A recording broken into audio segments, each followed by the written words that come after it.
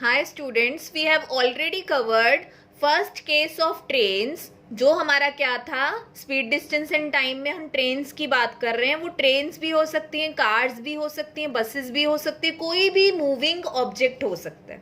तो हमारा first case क्या था जो हमने अब तक किया है कि जब कोई भी मूविंग ऑब्जेक्ट जैसे कि ट्रेन या कार किसको क्रॉस कर रही है, किसी हाइट वाले ऑब्जेक्ट को. क्या है, जब ये ट्रेन जो है किसी ऐसी चीज को क्रॉस कर रही है जिसकी लेंथ नहीं है.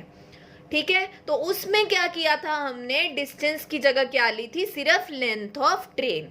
अब हमारा जो दूसरा केस है वो क्या है कि जब ट्रेन जो क्रॉस कर रही है किसी लेंथ वाले ऑब्जेक्ट, ये ऑब्जेक्ट्स क्या हो सकते हैं, किसी टनल के थ्रू गुजर रही है, अब वो टनल की भी कुछ लेंथ होगी, या किसी प्लेटफॉर्म से गुजर रही है उस प्लेटफॉर्म की भी कुछ लेंथ हो सकती है, या किसी ब्रिज के ऊपर से निकल रही है उसकी भी कुछ लेंथ हो सकती है. तो इन केसेस में आपको याद रखना है कि जब कोई एक ऑब्जेक्ट, जैसे कि हम क्या है एक एग्जाम्पल लेते हैं कि इंदौर स्टेशन के प्लेटफॉर्म से, प्लेटफॉर्म की लेंथ कितनी है, मान लो 1000 मीटर है, 1 किलोमीटर लंबा प्लेटफॉर्म है. वहां से एक ट्रेन गुजर रही है जो वहां पे रुकेगी नहीं. ठीक है, मालवा एक्सप्रेस है, वहां पे एक ट्रेन है जो हमें पता चला ट्रेन की लेंथ कितनी है, 800 मीटर. वो 800 मीटर लेंथ की ट्रेन उस इंदौर के 1000 मीटर लेंथ के प्लेटफॉर्म को कवर करने वाली है, और उसकी स्पीड कितनी है, 60 किलोमीटर पर आवर. उसकी कुछ स्पीड गिवन है, ट्रेन की लेंथ गिवन है, प्लेटफॉर्म की लेंथ गिवन है. तो क्या हम ये बोल सकते हैं कि सिर्फ डिस्टेंस में ट्रेन की लेंथ लेंगे, नहीं. इसमें क्या है, उस प्लेटफॉर्म की भी लेंथ है. यहाँ पे वो बात नहीं हो रही है कि प्लेटफॉर्म पे एक पर्सन खड़ा है या ट्री है उसको क्रॉस कर रही है. उसमें हम क्या लेते हैं, सिर्फ लेंथ ऑफ ट्रेन. अब यहाँ पे क्या है, यहाँ पे बात हो रही है कि उस प्लेटफॉर्म को क्रॉस कर रही है. तो उस प्लेटफॉर्म की लेंथ कितनी है, 1000 मीटर, और ट्रेन की लेंथ कितनी है, 800 मीटर. तो डिस्टेंस में क्या आएगा, length of train plus length of जिस चीज को वो क्रॉस कर रही है. ठीक है, अब वो हो सकता है कि क्रॉस करने वाली जो जिस चीज को क्रॉस कर रही है वो कोई प्लेटफॉर्म हो, वो कोई टनल हो, वो कोई ब्रिज हो जिसको वो क्रॉस कर रही है, या कोई वो प्लेटफॉर्म पे खड़ी हुई ट्रेन हो. इन केसेस में आपको क्या करना है, डिस्टेंस में क्या करना है, length of train plus length of that object. पर वो ऑब्जेक्ट क्या होना चाहिए, खड़ा हुआ होना चाहिए, वो ऑब्जेक्ट स्टेशनरी होना चाहिए. ऐसा नहीं होना चाहिए क्वेश्चन में कि दूसरी ट्रेन भी चल रही है या कोई चलता हुआ ऑब्जेक्ट है. यहाँ पे कौन सा केस ले रहे हैं हम, जहां पे जिस ऑब्जेक्ट को क्रॉस कर रही है उसकी लेंथ होनी चाहिए और वो ऑब्जेक्ट स्टेशनरी होना चाहिए, मतलब वो मूविंग नहीं होना चाहिए. तो उसमें क्या पॉइंट याद रखना है, डिस्टेंस में क्या लेना है, लेंथ ऑफ ट्रेन और दूसरे ऑब्जेक्ट की लेंथ. ठीक है, तो हम एक क्वेश्चन कर रहे हैं जिसमें क्या गिवन है, अ train of length 500 meter is running at a speed of 150 kilometer per hour if it crosses a platform in 1 minute. What is the length of platform. जब भी क्वेश्चन दिखता है तो पहले देखो कि ये कौन सा केस है. तो ये कौन सा केस है, क्रॉसेस अ प्लेटफॉर्म.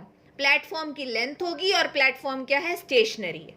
और क्या क्या गिवन है, ट्रेन की लेंथ, उसकी स्पीड और टाइम, जिस टाइम में उसने उसको क्रॉस किया. तो हमें निकालना क्या है, लेंथ ऑफ प्लेटफॉर्म. सबसे पहली चीज जो आपको स्ट्राइक करनी चाहिए वो क्या है कि डिस्टेंस में क्या आएगा, length of train plus length of platform. Speed है, स्पीड गिवन है, टाइम है, टाइम गिवन है,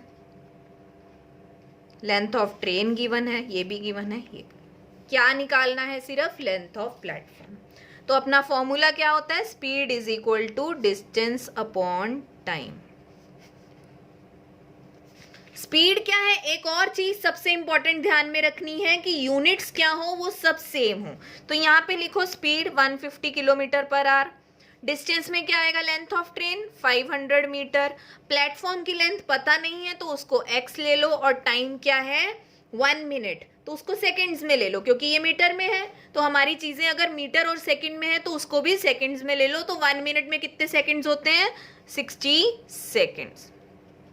अब भैया बात आती है कि ये भी तो किलोमीटर पर आवर में है, तो इसको भी तो मीटर पर सेकंड में कन्वर्ट करना पड़ेगा। तो जब भी किलोमीटर पर आवर बड़ी चीज को छोटी चीज मीटर पर सेकंड में कन्वर्ट करना है, तो बड़ी को छोटी में कन्वर्ट करने के लिए उसको बड़ी क्वांटिटी से डिवाइड करना पड़ेगा। तो 18 ऊपर आएगा कि 18 नीचे आएगा, मैंने कल बताया था ना कि 5/18 या 18/5 से मल्टीप्लाई करते हैं। तो यहाँ पे बड़ी को छोटी में करना है तो डिवाइड करना पड़ेगा बड़ी चीज से। तो यहाँ पे क्या आ जाएगा, 150 इंटू 5/18। यहाँ पे क्या है 500 प्लस x, और यहाँ पे क्या है 60। तो ये 60 इधर आ जाएगा,